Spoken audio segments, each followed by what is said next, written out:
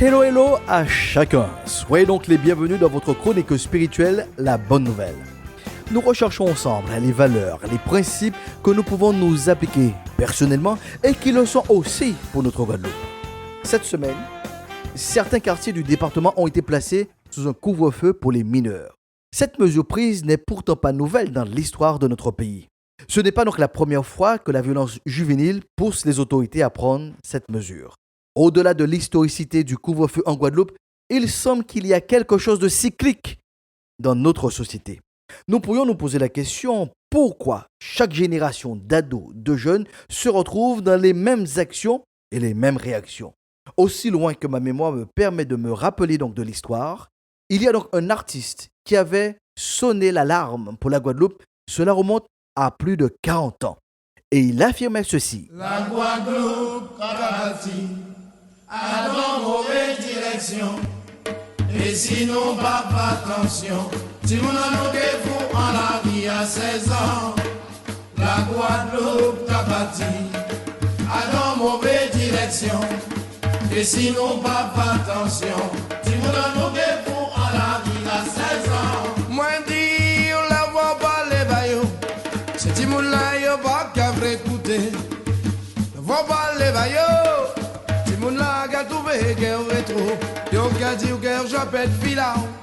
Attention à Bobina, puis l'on mal arrivé, yo qu'a dit comme ça, c'est votre maman et papa.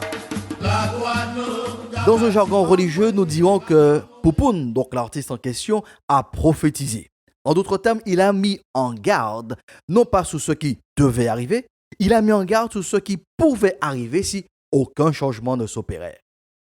Il est intéressant donc de noter que l'écho de cette chanson aujourd'hui dans notre société est aussi vrai que le franc-senti de demain.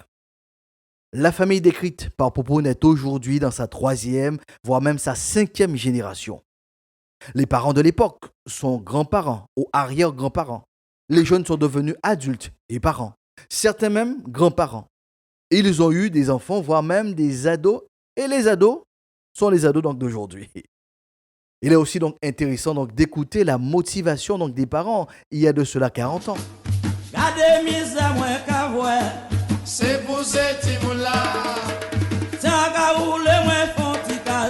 C'est pour ces Timoun-là. C'est pour ces Timoun-là. C'est pour ces Timoun-là. Si vous voyez pas voyager mes amis, c'est pour ces Timoun-là. Et puis demain l'homme mal arrivé, yo qu'a dit comme ça, c'est pas ta maman et papa. La Guadeloupe. Ne trouvez-vous pas des similitudes avec les parents d'aujourd'hui? Oh oui, qui aujourd'hui bien donc ne se donne pas les moyens pour que son enfant, ses progénitures soient dans les meilleures conditions. Cela m'amène donc à une citation d'Einstein. La folie est de répéter les mêmes actions en espérant avoir des résultats différents. Il y a donc un cycle que vous et moi nous devons rompre de notre propre chef, de notre propre gré. Retrouvons donc le Christ dans sa rencontre avec Zachée, ce petit homme impopulaire. Il nous laisse un principe à suivre. Il est donc dit dans cette histoire, Jésus étant entré donc dans Jéricho, traversait donc la ville. Et voici un homme riche appelé Zachée, chef des publicains, cherchait à voir qui était Jésus. Mais il ne pouvait pas y parvenir à cause donc de la foule, car il était de petite taille. Il courut en avant et monta sur un sycomore pour le voir, parce qu'il devait passer par là.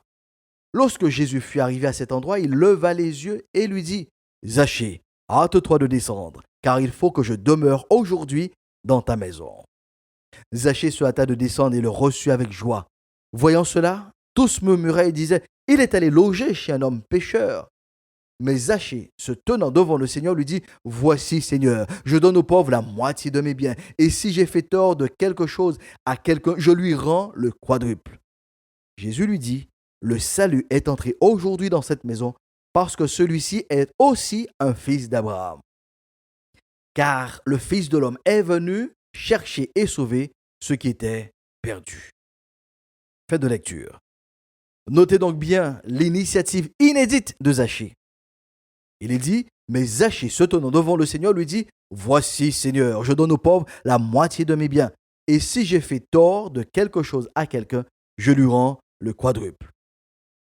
Zachée a combiné deux actions. La première, c'est la reconnaissance de sa faute. Et la deuxième action, la correction donc de sa faute par un retour au bien.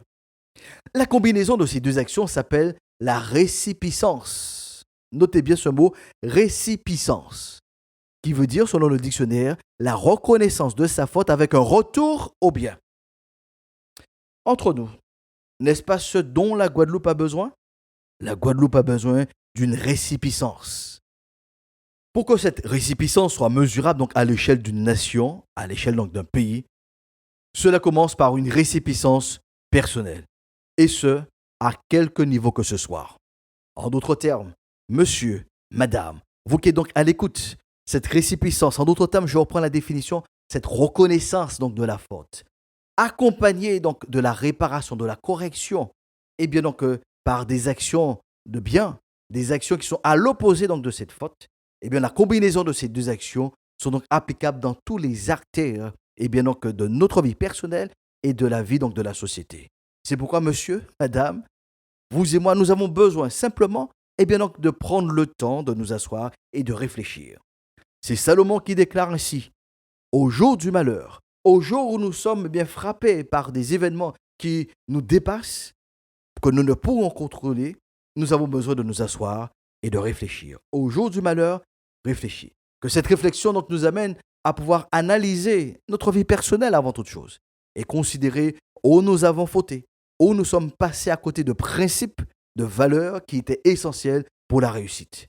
Et si nous n'avons pas réussi aujourd'hui, c'est que nous avons besoin non seulement de cette reconnaissance, mais on a aussi besoin de trouver les actes forts, de trouver les actes de correction, de trouver tout simplement les actes de bien qui sont donc à poser pour qu'il n'y ait pas seulement une réparation, mais qu'il y ait maintenant une nouvelle culture, une nouvelle approche, tout simplement dans notre vie personnelle, mais aussi applicable pour la société.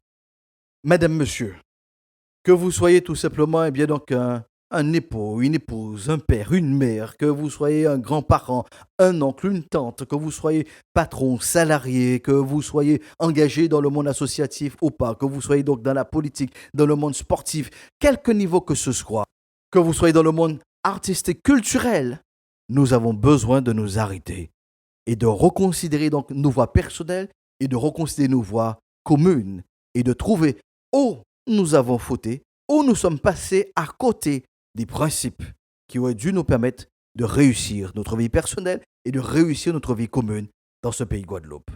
Et en plus de ce travail, quelles sont donc les actions que je peux poser en tant que père, en tant qu'époux, en tant que chef d'entreprise, en tant que salarié, en tant qu'homme engagé donc dans une association, en tant que citoyen?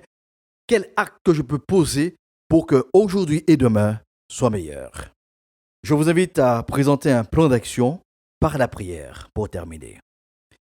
Oui, nous sommes conscients que nous sommes comptables de ce que nous vivons aujourd'hui. Et le nous ici, ce n'est personne d'autre que nous pointons du doigt, si ce n'est que moi-même, car j'ai ma part de responsabilité.